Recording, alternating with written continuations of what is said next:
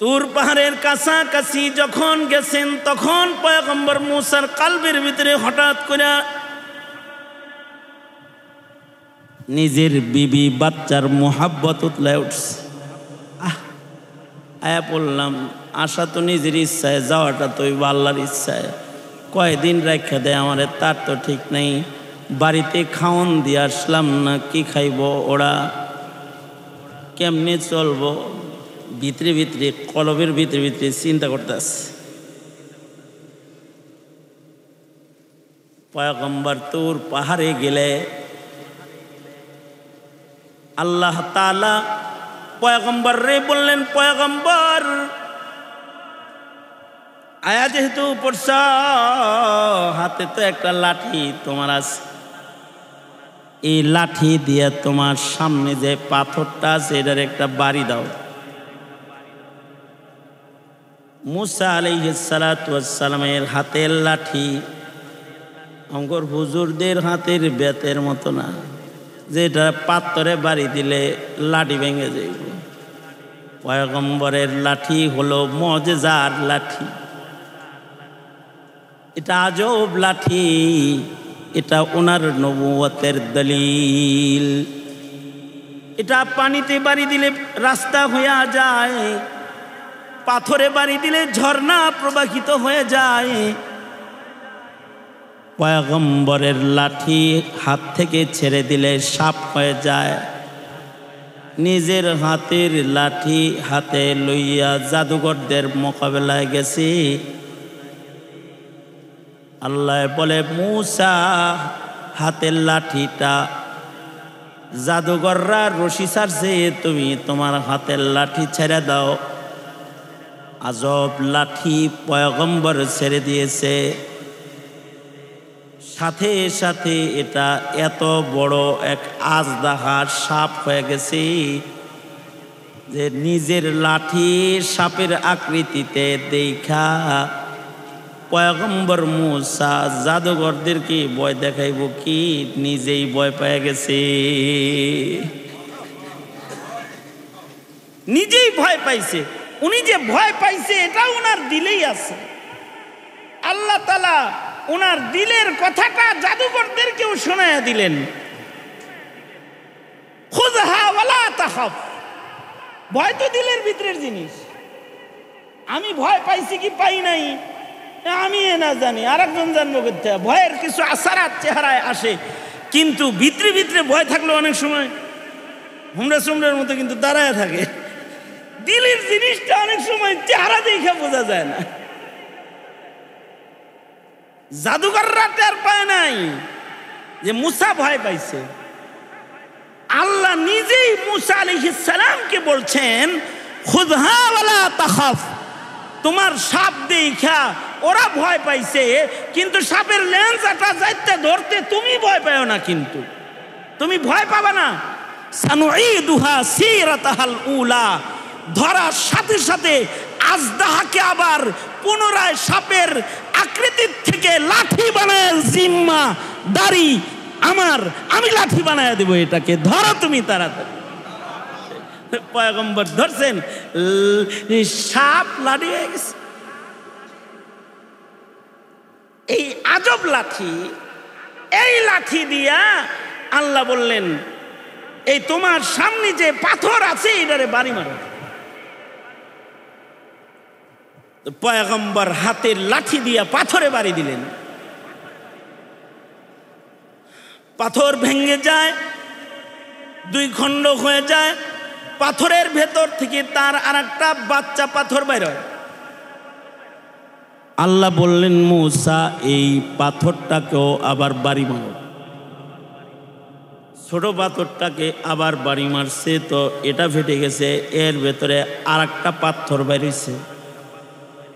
তার মানে পাথর, পাথরের পেটে পাথর, পাথরের পেটে।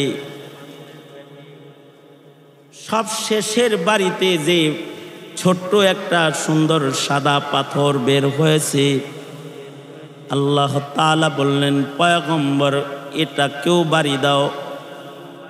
পয়গম্বরে পাথরকে বাড়ি দিলে এটাও ফেটে গেছে।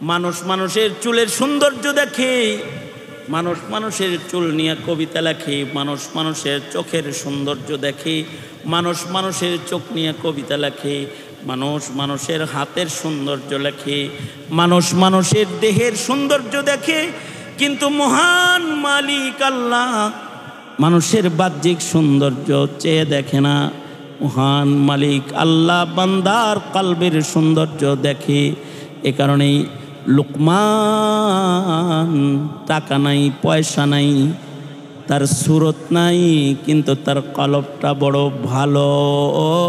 আল্লাহ তাআলা লুকমানকে পছন্দ করে। আল্লাহ যে এই কালো মানুষকেও ভালোবাসে দিল সুন্দর হওয়ার কারণে আল্লাহ লুকমানের নাম সূরা লুকমান কোরআনে দিয়া কিয়ামত পর্যন্ত সকল সুন্দর মানুষদেরকে মেসেজ দিলেন, লুকমান হও, কালো হইয়াও লস হবে না, লুকমান হয়ে যাও। সাঈদ ইবনে মুসাইয়িব বলে, কালো মানুষের ভিতরে দ্বিতীয় দামি কালো মানুষ হলেন হযরত বেলাল। হযরত বেলালও দেখতে কালো, কিন্তু কত ভালো যে বেলাল জমিনের উপর দিয়ে হাঁটে, আর বেলালের জুতার আওয়াজ আসমানে নবীজি মিরাজের সফরে শুনতে পায়। বেলালের পায়ের আওয়াজ, জমিনের বেলালের পায়ের আওয়াজ। কারণ বেলালের দিলের ভেতরে আল্লাহ, আল্লাহর নবী ছাড়া আর কিচ্ছু নাই। বেলালের জিহ্বার ভেতরেও আল্লাহ আল্লাহ ছাড়া আর কিচ্ছু নাই। উমাইয়া হযরত বেলালের জিহ্বা টাইনা ধইরা জিহ্বার ভিতরে পেরেক ঢুকায়া দিছে, তখনও হযরত বেলাল জিকির করে আল্লাহ আল্লাহ আহাদ আহাদ আহাদ লা ইলাহা ইল্লাল্লাহ। বেলাল জিকির করে। বেলালের জিহ্বার ভেতরেও আল্লাহ আল্লাহর রাসূল ছাড়া আর কিচ্ছু নাই। এই কারণেই সরওয়ারে দু আলম মুহাম্মদুর রাসূলুল্লাহ সাল্লাল্লাহু আলাইহি ওয়াসাল্লাম যেদিন ইন্তেকাল করলেন, হযরত বেলাল নবীজির দাফনের পরে, জানাজার পরে হযরত বেলাল হিজরত করে দামেস্কে চলে গেলেন। রইলেন না। কেন রইলেন না? এই মসজিদে নামাজ পড়লে নবীরে খুঁজতে মনে চাবে, নবীর কথা স্মরণ হবে, আমি সইতে পারবো না। যেই আজানের পরে নবীজি আর কোনোদিন ইমামতি করতে আসবে না, ওই আজান আমি আর দেব না। গাঠি গুঠি রেডি কইরা হযরত আবু বকরকে যায় বলে, খলিফাতুল মুসলিমিন বেলাল মদিনাতুল মুনাওয়ারা থেকে হিজরত করে চলে যাওয়ার ইজাজত চায়। বেলাল হিজরতের গাঠি মাথায় নিয়ে দাঁড়িয়ে আছে, ইজাজত দেন, চলে যাই। আজানও দিতে পারবো না, এই মদিনায় হাঁটতেও পারবো না। যে মদিনায় হাঁটলে রাসূল দেখা যাবে না, অমন মদিনায় হেঁটে আমি সইতে পারবো না। হিজরত করে গেছে, 6 মাস হয়ে গেছে। 6 মাস পরে আল্লাহর রাসূল স্বপ্ন যোগে বেলালকে ডাকতেছে, বেলাল আজানও দেস না, আমার কবরের পারেও একটু দাঁড়াস না। কত সাহাবী আমার কবর জিয়ারত করে, তুই আমার কবরের পারেও দাঁড়াস না, আসস না, কাছে আয়। হযরত বেলাল আবার পায়ে হাইটা সুদূর মদিনাতুল মুনাওয়ারায়। হযরত বেলাল যখন মদিনায় 6 মাস পরে ঢুকতেছে, বাচ্চারা কান্নাকাটি করতেছে, দৌড়ে আমার কাছে যায় বলে, মা পাঞ্জাবি গায়ে দেওয়া দাও, টুপি দাও, মসজিদে নববীতে যাব। কেন এমন অসময়ে মসজিদে নববীতে যাবি? আজান হয় নাই। বাচ্চারা কাঁদে আর কয়, বহুদিন পরে আজ দেখলাম মসজিদে নববীর দরজা দিয়া বেলাল ঢুকতেছে। আজকে অনেক দিন পরে যেহেতু বেলাল আসছে, মনে হয় রাসূলও আসবে। বাচ্চারা দৌড়ায় মসজিদে গেছে, যায় দেখে বেলাল রওজাতুন নবীতে দাঁড়ায় দাঁড়ায় কাঁদতেছে। সবাই মিলা বেলাল কি বলে, বেলাল 6 মাস হয় আপনার আজান শুনিনি, একটু আজান দেন। হযরত বেলাল বলে, আমি আজান দিতে পারবো না, হাসান হুসাইন এসে বলে, বেলাল একটু আজান দেন। আপনি আজান দিলে আমরা নানার কথা স্মরণ করব। সবার অনুরোধে হজরত বেলাল মসজিদের মিনারায় দাঁড়ায় গেছে। বেলালের আজান শুনে নারী পুরুষ গোটা মদিনা মসজিদের নবীতে চলে এসেছে। হায় রে, বেলাল আসছে, না জানি রসুল আসছে। আর বেলাল আজান না দিলে আজান আকাশে যায় না।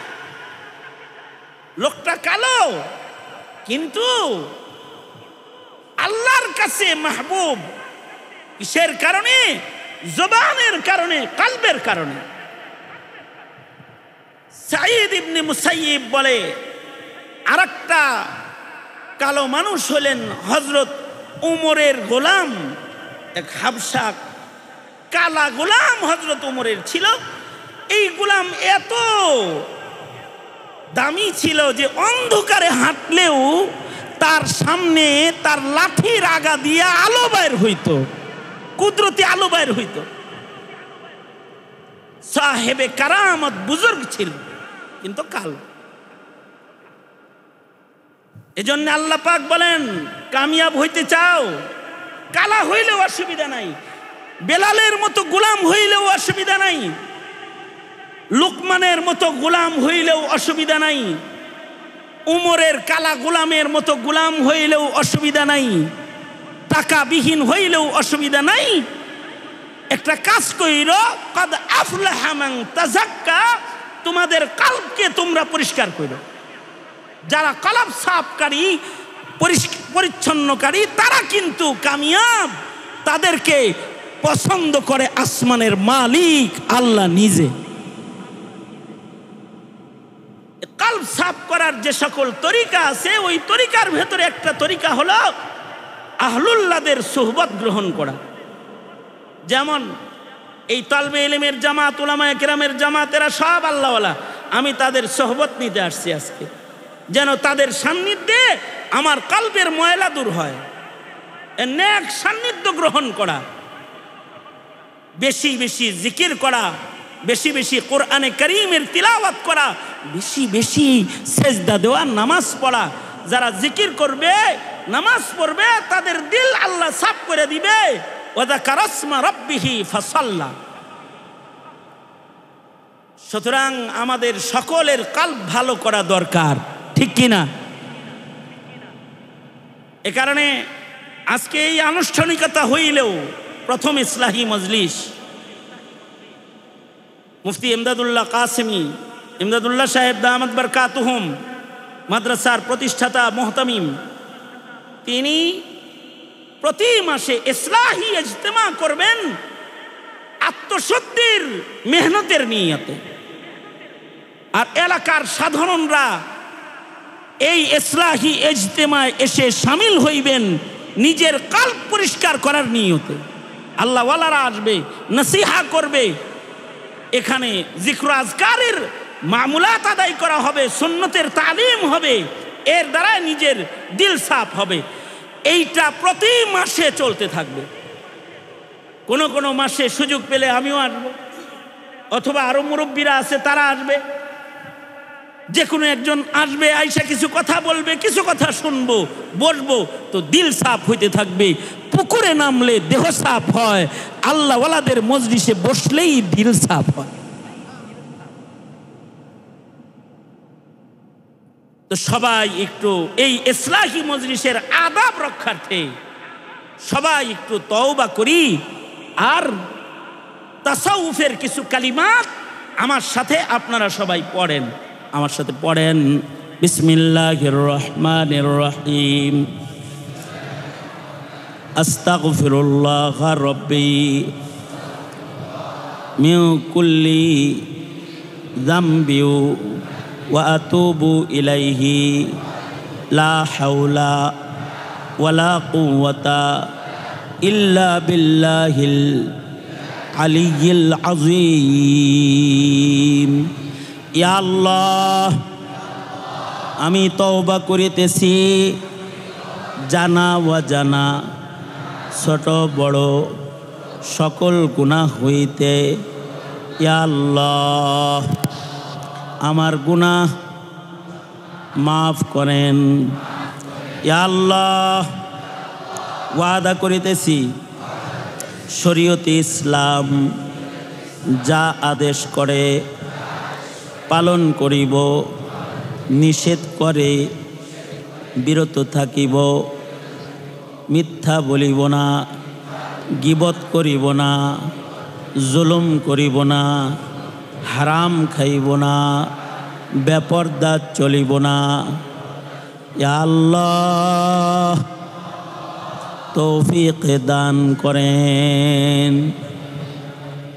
ইয়া আল্লাহ, আমি দাখিল হইতেছি চিশতিয়ায়ে, সাবরিয়ায়ে, নকশবন্দিয়ায়ে, মুজাদ্দিদিয়ায়ে, সাহরওয়ার দিয়াতে।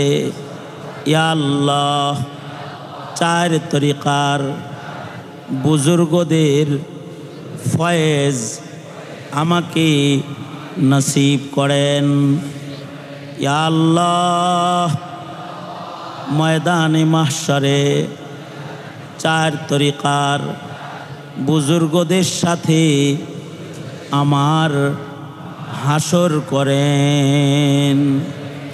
প্রতিদিন 6 তাসবির জিকির করা, 100 বার সুবহানাল্লাহ, 100 বার আলহামদুলিল্লাহ, 100 বার লা ইলাহা ইল্লাল্লাহ, 100 বার আল্লাহু আকবার, আল্লাহু আকবার, 100 বার ইস্তিগফার, আস্তাগফিরুল্লাহ, আস্তাগফিরুল্লাহ, আস্তাগফিরুল্লাহ। আর 100 বার যে কোনো দরুদ শরীফ সাল্লাল্লাহু আলাইহি ওয়াসাল্লাম, সাল্লাল্লাহু আলান নবিয়্যিল উম্মি, সাল্লাল্লাহু আলা সাইয়্যিদিনা মুহাম্মদ, যতটুকুন পারা যায়। পুরা দরুদ ইব্রাহিম পারলে আরো ভালো।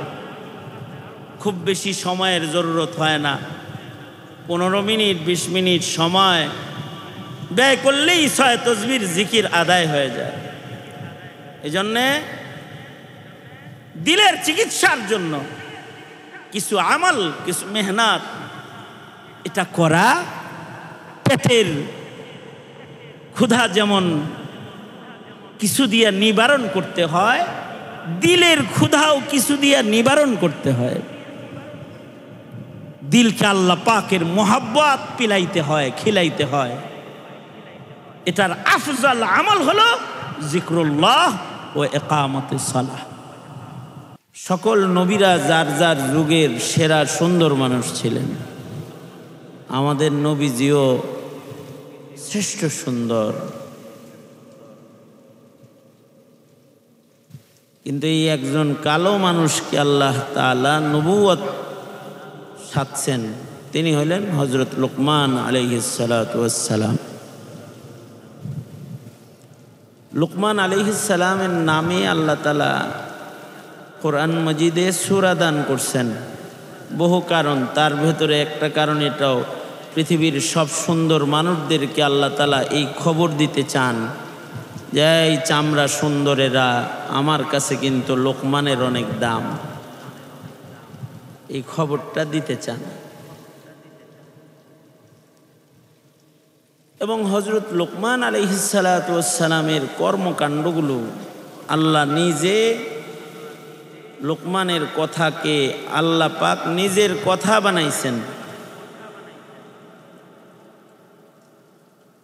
وَإِذْ قَالَ لُقْمَانُ لِابْنِهِ وَهُوَ يَعِظُهُ يَا بُنَيَّ لَا تُشْرِكْ بِاللَّهِ। কথাটা লুকমানের, কিন্তু লুকমানের কথাকেই আল্লাহ তাআলা নিজের কথা বানাইছেন।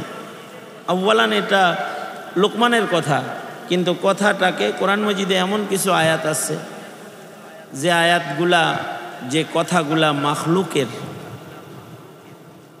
কিন্তু আল্লাহ তাআলা মাখলুকের কথাকে খালেকের কথা বানাইছেন, নিজের কথা বানায় ফেলাইছেন পছন্দ করে। এই রকম যে দামি দামি কথা আছে, তার ভেতরে কিছু কথা হলো লুকমান আলাইহিস সালামের কথা, যেটা কথা লুকমানের, কিন্তু আল্লাহ আল্লাহর কথা হিসেবে কবুল করে ফেলাইছেন এটাকে।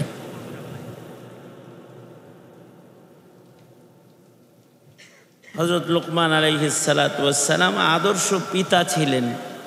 সূরা লোকমান দিয়ে আল্লাহ তাআলা আদর্শ পিতা চিনাইছেন যে বাপ যদি আদর্শ বাপ হইতে চাও তো সন্তানকে আকীদা শিখাও, খেদমতে খালক শিখাও, ইবাদত শিখাও, তার ঈমান শিখাও, তার আখলাক শিখাও। যেই বাপেরা নিজের সন্তানদেরকে ঈমান শিখায়, ইবাদত শিখায়, আখলাক শিখায়, এই বাপগুলা লোকমানের মতো আল্লাহর কাছে দামি। কিন্তু এই রকম বাপেরও অভাব, যে বাপ নিজের সন্তানকে ঈমান শিখাবে, ইবাদত শিখাবে, আখলাক শিখাবে, বাপও খুঁজে পাওয়া যায় না। কবে যেন পত্রিকায় একটা কার্টুন দিছে, বাবার কাছে ছেলেদের আবদার, বাবার কাছে ছেলেদের আবদার।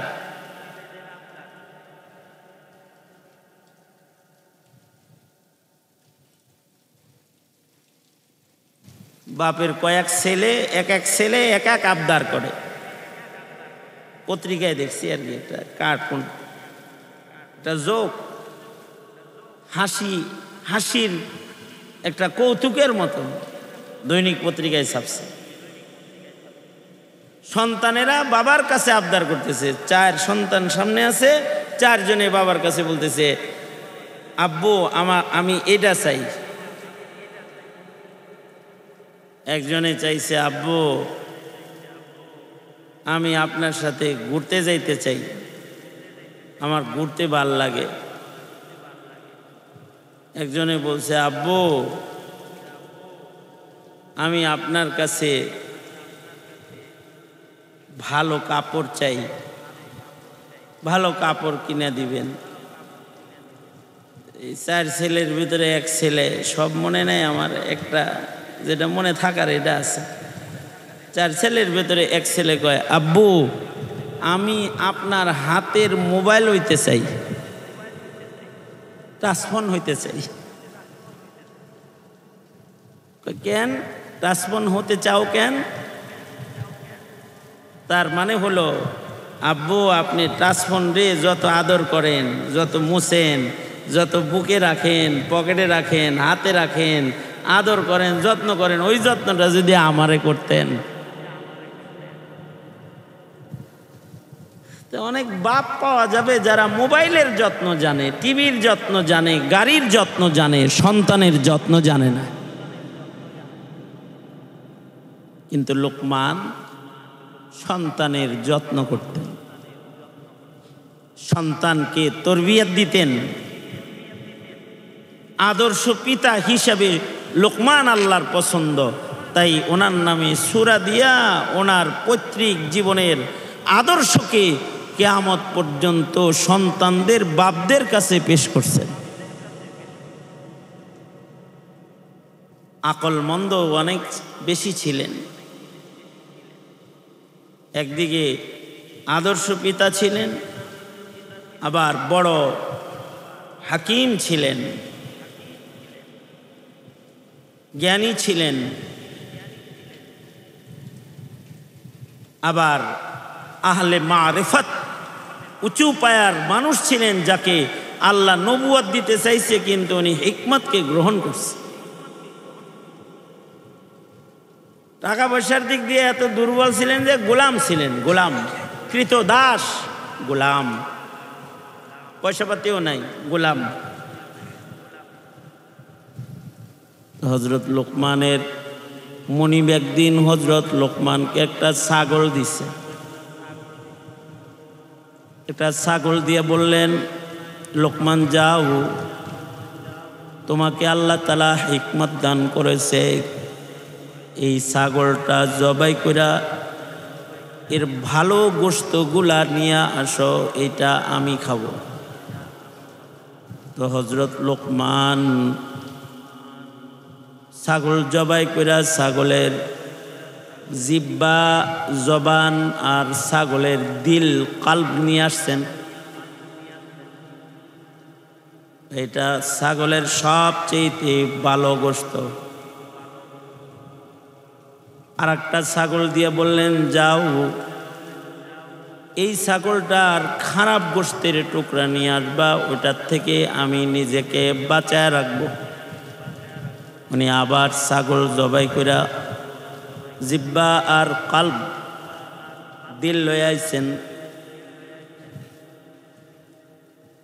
মনি বলে ভালো আনতে বললাম, তাও এই দুই জিনিস আনলা, খারাপ আনতে বললাম এই দুই জিনিস আনলা। হযরত লোকমান বলে যার জবান ভালো, যার দিল ভালো, তার সব ভালো। আর যার জবান খারাপ, যার দিল খারাপ, তার সব খারাপ। কারণ এই কালব হলো মানব রাজ্যের রাজধানী। এটা যদি ভালো হয় তাহলে গোটা দেহের সব অঙ্গ ভালো। যার দিল ভালো তার চোখ ভালো, যার দিল ভালো তার কান ভালো, যার দিল ভালো তার হাত ভালো, যার দিল ভালো তার পা ভালো, যার দিল ভালো তার ভাবনা ভালো, আফকার সুন্দর, যার দিল ভালো তার আমল ভালো।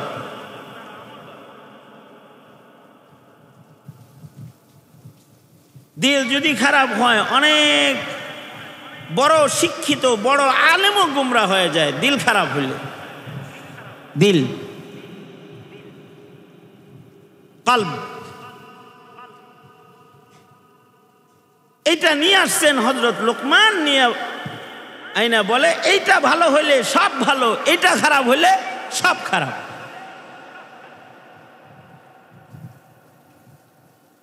আর জবানের সাথে জিহ্বার সাথে দিলের একটা সম্পর্ক আছে।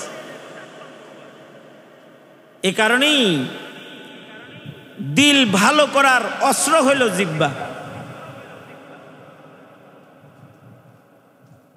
জিকির করবে মুখে, কিন্তু দিল কালব ভালো হইতে থাকবে, পরিষ্কার হইতে থাকবে।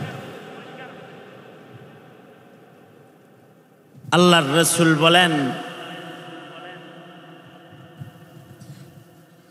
সাকালাতুল কুলুব যিকরুল্লাহ, দিল সাফ করার যন্ত্র হলো যিকরুল্লাহ। কেউ জিকির করবে তো তার দিল পরিষ্কার হয়ে যাবে, দিল সাফ হয়ে যাবে। এই জন্য আল্লাহওয়ালাদের কাছে গেলে আল্লাহওয়ালারা বলে জিকির করো, জিকির করো। সকাল সন্ধ্যা আল্লাহর নামের জিকির করো। যত বেশি জিকির করবে, জবানে আল্লাহর নাম এটা যত বেশি আনবে, তো দিলের ভেতরে আল্লাহ তত বেশি বসবে। লিকুল্লি শাইইন সিকালাতুন ওয়া সিকালাতুল কুলুবি যিকরুল্লাহ। এজন্যে জবানের ব্যবহারও অনেক চিন্তা ভাবনা কইরা নবীজি করতে বলছেন। এই আল্লাহর রাসূল বলে চুপ করে থাইকো, মুখটারে আটকায়া জিহ্বাটারে ফ্রিজে ঢুকায়া রাখো, তো এটা ভালো থাকবো। মুখ যত খুলবে জিহ্বায় তত নাপাক লাগার চান্স আছে। আর মুখ যত কম চালাবে তত জিহ্বাটা ভালো থাকবে, জবান ভালো থাকবে। এ কারণে আল্লাহর রাসূল বলেছেন মান সামাতা নাজা মান সাকাতা নাজা, যে চুপ রয় সে নাজাত পায়। কথা কম বলা, বেশি কথা বললে মুখ দিয়া বাজে কথা বের হয়। কথা কম বলা চাই। আর যদি বলতেই হয় তো চিন্তা ভাবনা কইরা ভালো কথা বলা চাই, যে কথার ভেতরে খুশবু আছে, যে কথার ভেতরে শক্তি আছে, যে কথার ভেতরে পাওয়ার আছে। আল্লাহু আকবার। কিছু কথা আছে এগুলোর পাওয়ার আছে। তাইয়িব কথাবার্তা, পবিত্র কথাবার্তা ইয়ারফাউহু, বান্দাকে উপরে উঠায়। এই লিফটের মতন, লিফট যেমন মানুষের উপরে উঠায়, পাক কালিমা, পাক কথা, পাক উচ্চারণ মানুষকে উপরে উঠায় দেয়, অনেক উপরে উঠাইতে থাকে। এ কারণে সবচেয়ে দামি কথা হলো আল্লাহর নাম। আল্লাহ আল্লাহ আল্লাহ আল্লাহ, লা ইলাহা ইল্লাল্লাহ, লা ইলাহা ইল্লাল্লাহ, লা ইলাহা ইল্লাল্লাহ। জবানে আল্লাহ পাকের নাম নিতে দিল ভরা দরদ নিয়ে নেওয়া চাই। যদি কেউ দিল ভরা দরদ নিয়ে আল্লাহর নাম লয়, তাহলে এর চাইতে মজার আর কোন জিনিস আসমান আর জমিনের মাঝখানে আর নাই। খানার স্বাদ, পানীয়র স্বাদ আছে, এর চাইতে আরো আজব স্বাদ হইল জিকরুল্লাহর স্বাদ। জিকরুল্লাহর ভেতরে একটা হালাওয়াত, মিষ্টতা, মজা, লজ্জাত আছে, যেটা অনেক মজার জিনিস। এইটার মজা যারা একবার পায়, তারা জিকির ছাড়া তাদের আর কিছু ভালোই লাগে না। হাফিজজি হুজুর ঘুমায় থাকলেও জিকির করছে, ঘুমে ছিল তাও জবান জিকির করছে। दिल की गहराई से उनका नाम जब लेता हूँ मैं, दिल की गहराई से उनका नाम जब लेता हूँ मैं, चूमती है मेरे कदमों को बहारे कायनात। যারা জাকির হয়ে যায়, জিকির করতে পারে ভালো, তো কায়নাতের সব সৌন্দর্য, মজা সব তার কদমে পড়ে যায়। জাকির, জিকির, জাকির পার্টি না, জাকির পার্টি না, জিকির করনে ওয়ালা জবানের মালিক হওয়া। যাদের জবানে জিকির বেশি, তাদের জবান পবিত্র বেশি। যার জিহ্বা ভালো, তার দিল ভালো, যার দিল ভালো তার সব ভালো, তার সব অঙ্গ প্রত্যঙ্গ ভালো।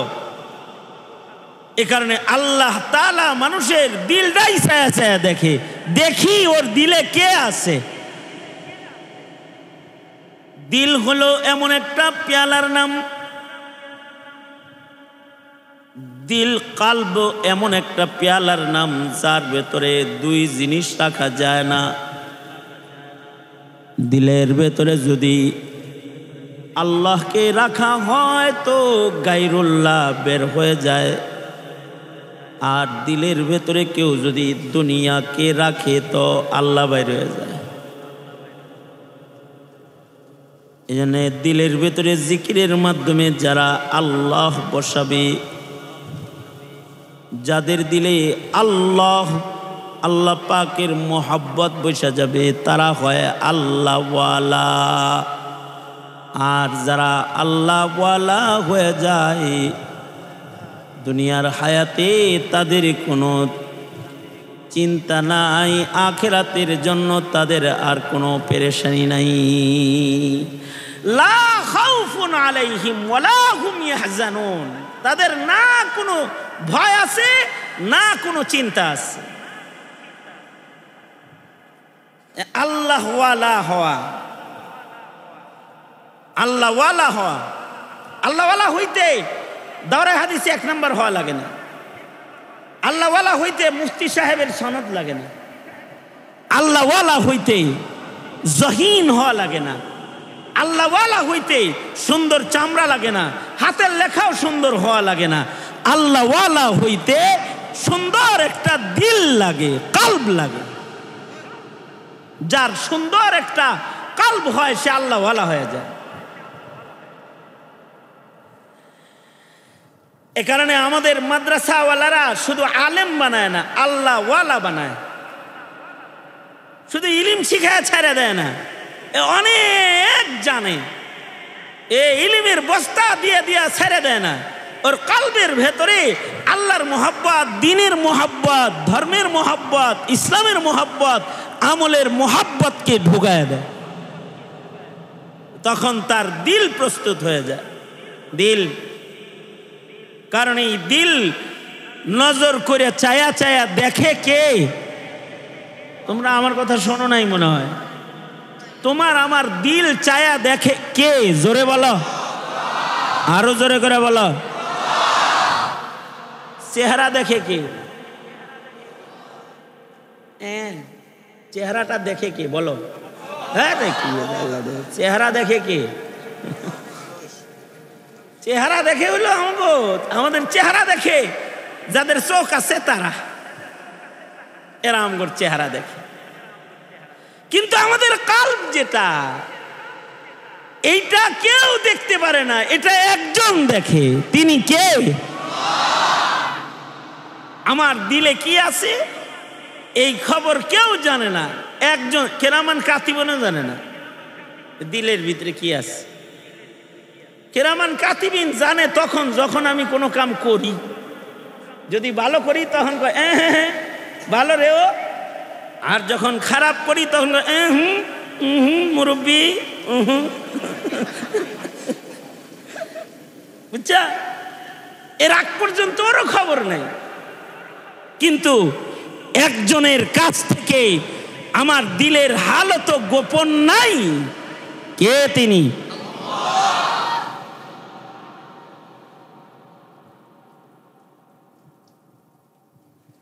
মুসা আলাইহিস সালাতু ওয়াস সালাম তুর পাহাড়ে যাইতেছেন। তুর পাহাড়ে যাওয়ার সময় পয়গম্বর মুসা আলাইহিস সালাতু ওয়াস সালাম তুর পাহাড়ে যাইতেছেন। হঠাৎ করে আল্লাহর প্রেম ওনার উথলায় উঠছে। হঠাৎ করে যদি কারোর কথা মনে পড়ে তখন অন্য কাম ছাইরাও তারে যায় ধরে, কিরে তুই এখানে এনে কয় দোস্ত তোর কথা মনে পড়ছে, এরকম বলে না? পয়গম্বর মুসা আলাইহিস সালাতু ওয়াস সালাম হঠাৎ করে আল্লাহর কথা মনে হইছে। ইস, আল্লাহর সাথে কথা কওয়া দরকার। আমাদের যখন কারোর কথা মনে হয় তখন কয় এই মোবাইল কই, মোবাইল কই, পকেট হাতে আর মোবাইল দিয়ে হ্যাঁ কিরে হ্যালো মনে হইছে, আর পকেটের মোবাইল হাতে লইছে। তো পয়গম্বর মুসা আলাইহিস সালাতু ওয়াস সালামের আল্লাহর লগে কথা বলতে মনে চাইলেই সোজা দৌড় দিত একটা পাহাড়ের দিকে। সেই পাহাড়টার নাম কি?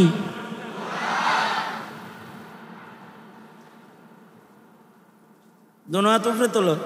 তোমরা যে আমার কথা শুনতেছো এটা বুঝি, দোনো হাত উপরে তোলো। অনেক পরে শুনছো তোমরা, শোনা যায় না। দোনো হাত উপরে তোলো, আঙুল খুলে দাও, নাড়াচাড়া দাও, এক হাত নামাও। ওই যে দোনো হাত নামায় বয়ে রয়েছে, তার মানে শোনে নাই।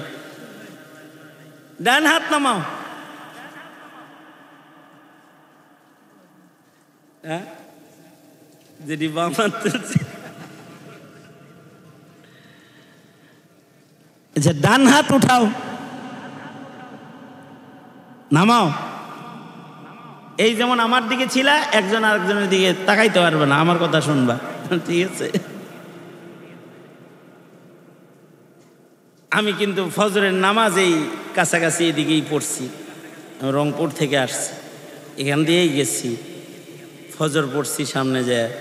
তারপরে মাদ্রাসায় গেছি, সেখান থেকে জমিয়তে উলামা ইসলামের প্রোগ্রামে গেছি, সেই ইঞ্জিনিয়ারিং ইনস্টিটিউট। তারপরে শেখুল হাদিস পরিষদের আর এক মিটিং করছি, আসর পর্যন্ত মিটিং করে যানজট ঠেললে এখানে আসছি।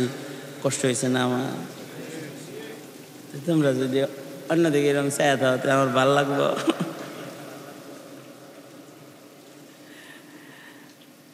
কি বলতেছিলাম? মুসা আলাইহিস সালামের আল্লাহর লগে কথা কইতে মনে চাইলে, আমরা কথা কইতে মনে চাইলে মোবাইল হাতে লই, ওনার কথা কইতে মনে চাইলেই কই দৌড় দিত? তুর পাহাড়ে। এবার তুর পাহাড়ে দৌড় দিচ্ছেন।